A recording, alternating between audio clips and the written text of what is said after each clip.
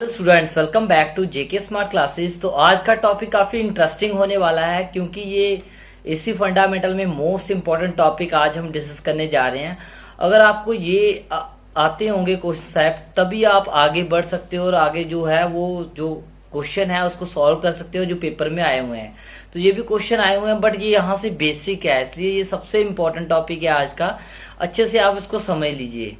तो चलिए स्टार्ट करते हैं। और स्टार्ट करने से पहले मैं बता दूं ये वीडियो उनके लिए जो प्लस टू नॉन मेडिकल कर रहे हैं और जो डिप्लोमा कर रहे हैं इंजीनियरिंग का और बीटेक कर रहे हैं उनके लिए ये वीडियोस हैं।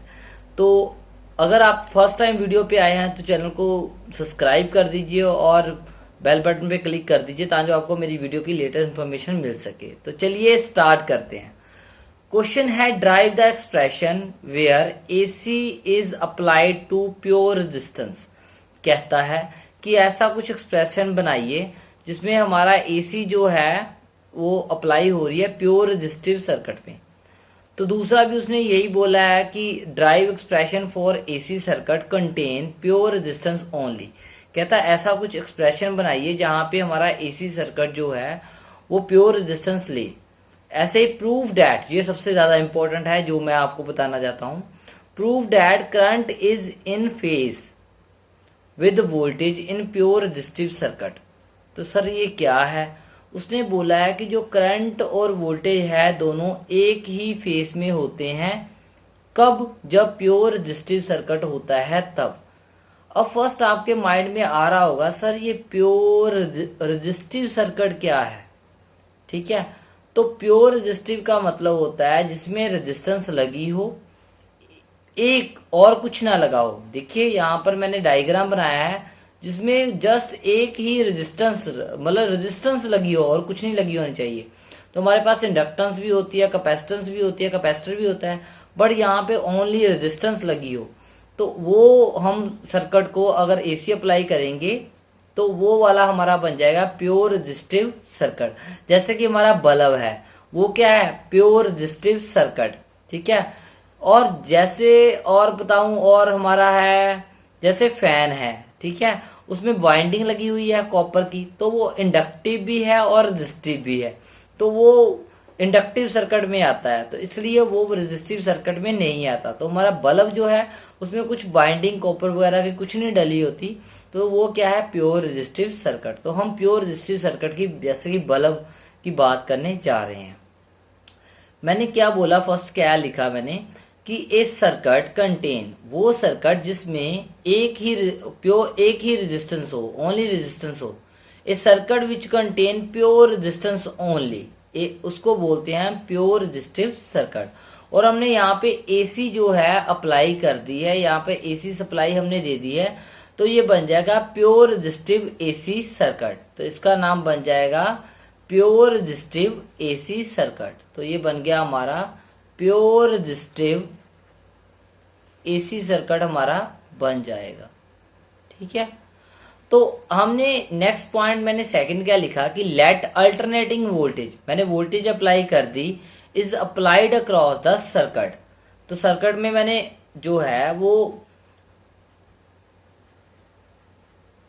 अल्टरनेटिंग वोल्टेज अप्लाई कर दी है। तो अल्टरनेटिंग वोल्टेज कौन सी होती है? V is equal to V M sine omega t. ये मैंने काफी बार बोला हुआ है। तो ओमेगा थीटा भी होता है, इसलिए मैं यहाँ पे टी ले रहा हूं, ओमेगा टी। अब देखिए ध्यान से, इसको थीटा भी ले सकते हो। तो अब देखिए ध्यान से, अब इसमें कितना करंट जाएगा? ये वाला करंट, तो इसको बोलते हैं instantaneous current. Instantaneous instantaneous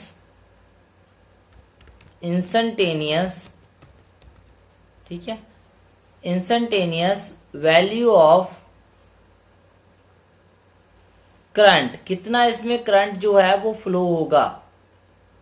instantaneous value of current किसमें फ्लो होगा? फ्लो होगा किसमें? फ्लो थ्रू रेजिस्टेंस में। कि कितना करंट रेजिस्टेंस में फ्लो होगा।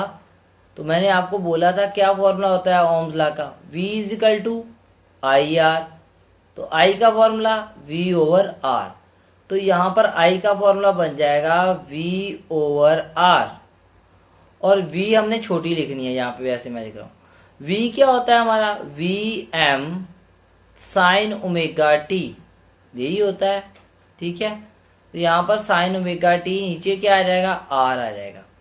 इतना पता चल गया आपको। और फोर्थ पॉइंट क्या है कि इसका मैक्सिमम करंट कब होगा।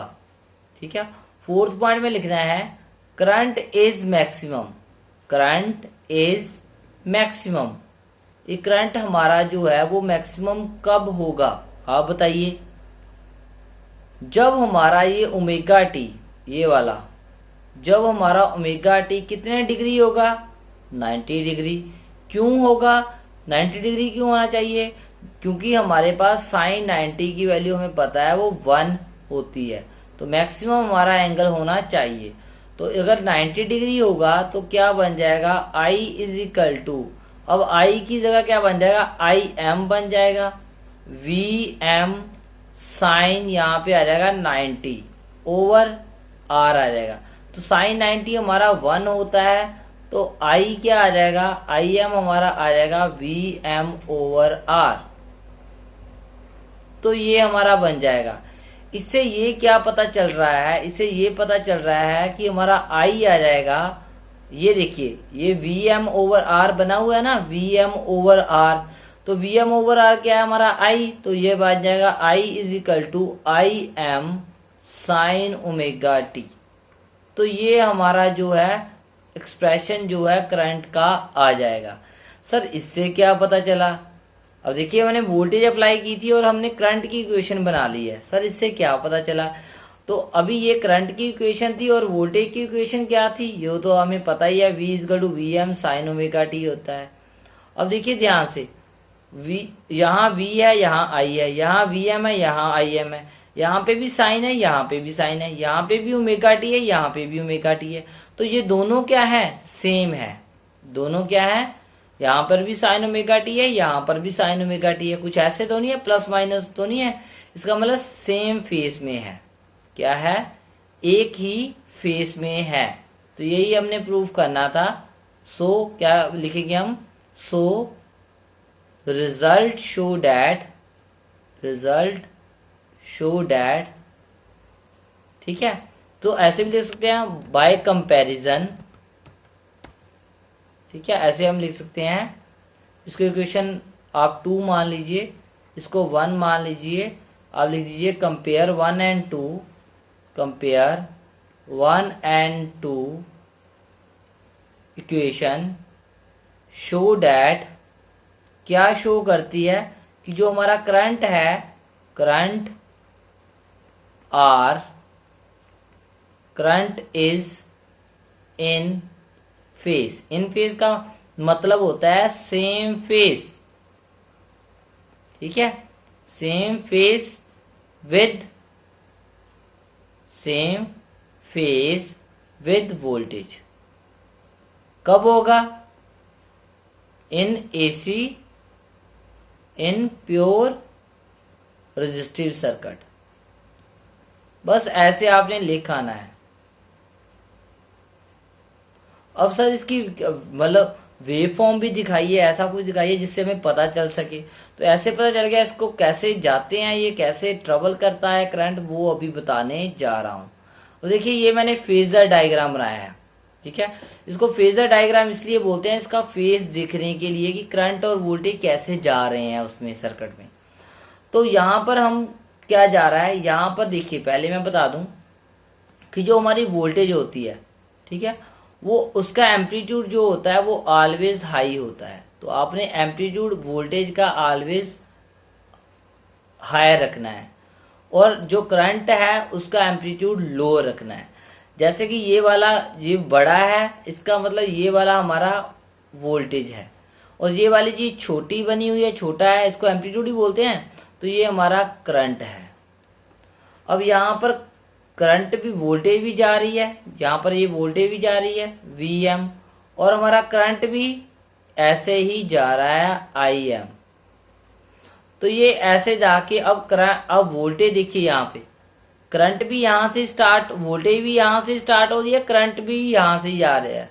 क्योंकि अभी मैंने बोला कि वो क्या होता है, current and voltage are in same phase. अभी मैंने बोला ना कि आर इन सेम फेज, इसका मतलब इसमें फेज डिफरेंस क्या होता है, फेज डिफरेंस जो है वो कितना होता है 0 डिग्री।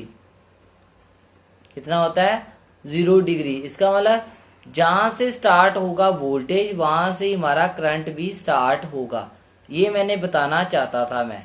ठीक है, ये पता होना चाहिए। अब यहाँ से ही हमारा ये 0 डिग्री है, ठीक है, ये हमारा 180 डिग्री है जिसको हम पाई बोलते हैं, ये हमारा 2 पाई है, तो यहाँ पे जिसको हम 360 डिग्री बोलते हैं। तो ये हमारे पास एंगल जो है एंगल आ चुके हैं। अब हमने जस्ट क्या करना है, देखिए यहाँ से 0 से स्टार्ट हो रहा है, ये वोल्टेज आ रही है, ये हमारा करंट जा रहा है। अब ऐसे ही आपने बना के आना है, वोल्टेज का बड़ा बनाना है, करंट का छोटा बनाना है। कहाँ से स्टार्ट हो रहे हैं, ये 0 से स्टार्ट हो रहे थे, अब वोल्टेज ऐसे जा रही है और करंट ऐसे जा रहा है, तो ये आपका फेजर डायग्राम बन जाएगा। तो आपने यही क्या रखना है, एक बात और, जितना आप यहाँ से यहाँ तक रखोगे इतना गैप, और यहाँ से यहाँ तक ये वाला गैप जो है, जैसे कि मैं एक बार थोड़ा सा बता देता हूँ, यहाँ से इतना, यहाँ से इतना और यहाँ से इतना, मीन ये वाला गैप सेम होना चाहिए। और वोल्टेज हमने जो है वो ऐसे बड़ी बनानी है, ठीक है। जितना ये वाला बनाओगे पोर्शन बड़ा, उतना ही ये वाला पोर्शन भी होना चाहिए। और यहाँ पे करंट आपने छोटा रखना है, करंट जितना यहाँ पे छोटा बनाओगे, ठीक है, उतना ही आपने करंट यहाँ पे छोटा करना है, ठीक है। तो ये चीजें आपने याद रखनी है, जितना यहाँ पे करंट है आपका उतना ही करंट यहाँ पे भी होना चाहिए, तभी आपका सही बनेगा। जितना आप ऊपर वी का बना रहे हो नीचे भी उतना ही होना चाहिए। और जितनी विड्थ आप, जितनी आप इसको इतनी विड्थ इतना बड़ा कर रहे हो, उतना यहाँ पे भी नेगेटिव पे भी उतना ही होना चाहिए। अगर ऐसे नहीं करोगे तो आपका सम गलत हो जाएगा। तो मेरे ख्याल से आपको पता चल गया होगा कि हम फेजर डायग्राम कैसे बना रहे हैं। अगर वीडियो अच्छी लगी हो तो लाइक, कमेंट और शेयर जरूर कर दीजिए अपने दोस्तों से। आपको इसकी पीडीएफ जेके स्मार्ट क्लासेस और psbt.com पे आपको मिल जाएगी, वहां से डाउनलोड पेपर कर सकते हो, आपको सोल्यूशन भी मिल जाएगा। Thank you, thanks a lot, thanks for listening, bye bye, next video में मिलते हैं।